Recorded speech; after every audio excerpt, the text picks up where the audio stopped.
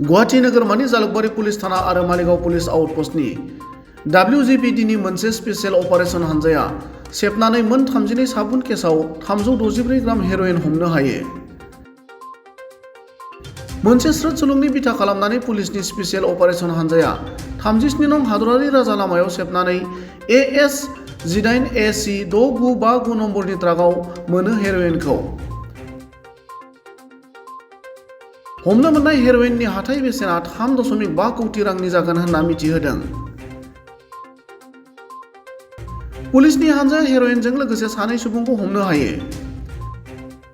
हमजानाय सानै सुबुंखौ क'क्राझारनि 26 बोसोर बैसोनि मफिजुल आली आरो धुबरीनि 30 बोसोर बैसोनि सुरत जामाल होनना पुलिसनि फारसेनिफ्राय मिथिहोदों। हेर'इनजों लोगोसे हमजानाय सानैखौबो आयेननि गेजेरजों साजा होनाय जागोन होनना पुलिसनि फारसेनिफ्राय फोरमायदों।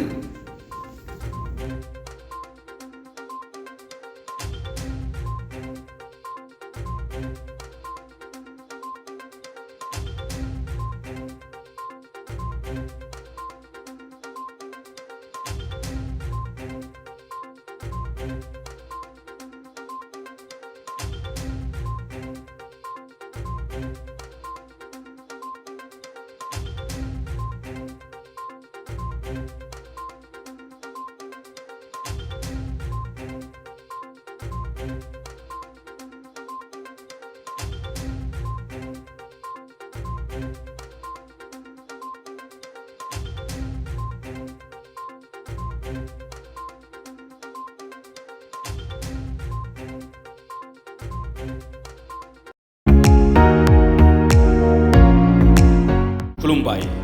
क'क्राझार एबा बिनि खाथि खाला ओनसोलनि बेरामिफोरनि खाबुनि थाखाय गुवाहाटी एप'ल' हस्पिटालनि रोंगौथि गोनां इउर'लजिस्ट एबा किडनिनिबो रोंगौसा डाक्टर अम्लानज्योति शर्मा बिथाङा क'क्राझारनि जेडी र'डआव थानाय एप'ल' डायग्नोस्टिक सेन्टाराव बेरामि नायो।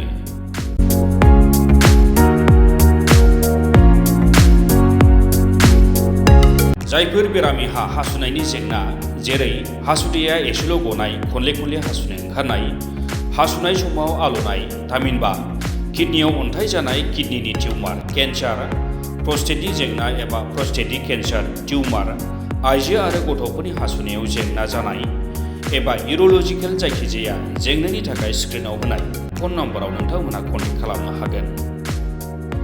किडनि स्टन एबा प्रस्टेटनि लेजार अपारेशननि थाखायबो नोंथांमोनहा बिथांजों कन्टेक्ट खालामनो हागोन। एप'ल' डायग्नोस्टिक सेन्टार, क'क्राझार।